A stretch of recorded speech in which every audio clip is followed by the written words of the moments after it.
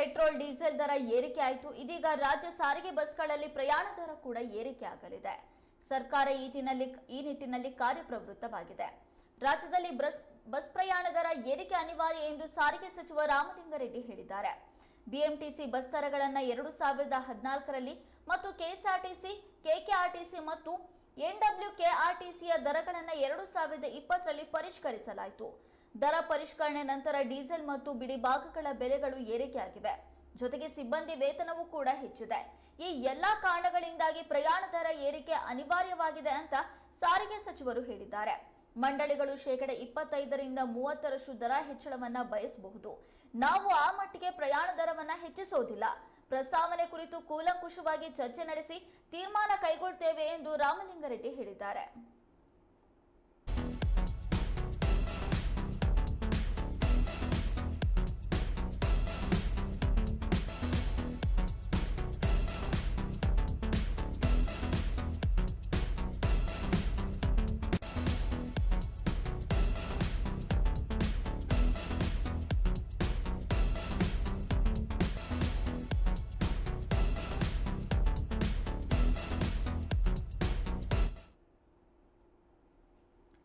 ಈ ಹಿಂದೆ ಕರ್ನಾಟಕದ ಸಾರಿಗೆ ನಿಗಮಗಳು ಸರ್ಕಾರಕ್ಕೆ ದರ ಹೆಚ್ಚಳ ಮಾಡಬೇಕು ಅಂತ ಅರ್ಜಿಯನ್ನ ಸಲ್ಲಿಸಿದ್ವು.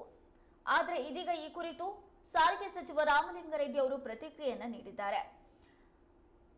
ಪೆಟ್ರೋಲ್ ಡೀಸೆಲ್ ದರ ಏರಿಕೆ ಆಗ್ತಾ ಇದೆ. ಜೊತೆಗೆ ಬಿಡಿ ಭಾಗಗಳ ಬೆಲೆಗಳು ಕೂಡ ಜಾಸ್ತಿ ಆಗ್ತಾ ಇದ್ದು, ಸಿಬ್ಬಂದಿಗಳ ವೇತನ ಜಾಸ್ತಿ ಆಗಿರೋದ್ರಿಂದ ಕೆಎಸ್ಆರ್ಟಿಸಿ ಬಸ್ಗಳ ದರವನ್ನ ಹೆಚ್ಚಳ ಮಾಡುವಂತದ್ದು ಅನಿವಾರ್ಯವಾಗಿದೆ ಅಂತ ರಾಮಲಿಂಗಾರೆಡ್ಡಿ ಅವರು ಹೇಳಿದ್ದಾರೆ. ಈ ಮೂಲಕ ವಾಹನ ಸವಾರರ ಪ್ರಯಾಣಿಕರ ಗಾಯದ ಮೇಲೆ ಬರೆ ಎಳೆದಂತಾಗಿದೆ. ಯಾಕಂದ್ರೆ ಈಗಾಗಲೇ ಎಲ್ಲಾ ವಸ್ತುಗಳ ಬೆಲೆ ಕೂಡ ಜಾಸ್ತಿ ಆಗ್ತಾ ಇದೆ. ಮತ್ತೊಂದು ಕಡೆ ಪೆಟ್ರೋಲ್ ಡೀಸೆಲ್ ಬೆಲೆ ಜಾಸ್ತಿ ಆಗ್ತಾ ಇದೆ.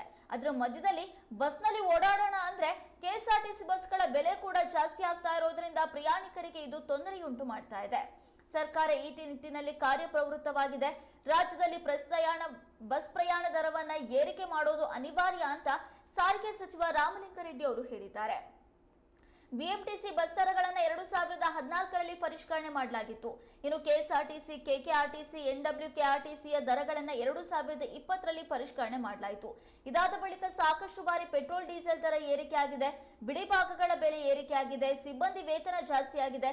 ಈ ಎಲ್ಲಾ ಕಾರಣಗಳಿಂದ ಪ್ರಯಾಣ ದರ ಏರಿಕೆ ಅನಿವಾರ್ಯವಾಗಿದೆ ಅಂತ ಸಾರಿಗೆ ಸಚಿವರು ಹೇಳಿದ್ದಾರೆ. ಮಂಡಳಿಗಳು 25% 30% ದರವನ್ನ ಹೆಚ್ಚಳ ಮಾಡಬೇಕು ಅಂತ ಹೇಳ್ತಾ ಇದ್ದಾವೆ. ಆದರೆ ನಾವು ಆ ಮಟ್ಟಿಗೆ ಪ್ರಯಾಣ ದರವನ್ನ ಹೆಚ್ಚಳ ಮಾಡೋದಿಲ್ಲ. ಪ್ರಸ್ತಾವನೆಯ ಕುರಿತು ಕೂಲಂಕುಷವಾಗಿ ಚರ್ಚೆ ನಡೆಸಿ ತೀರ್ಮಾನ ಕೈಗೊಳ್ತೀವಿ ಅಂತ ಸಚಿವರು ಹೇಳಿದ್ದಾರೆ.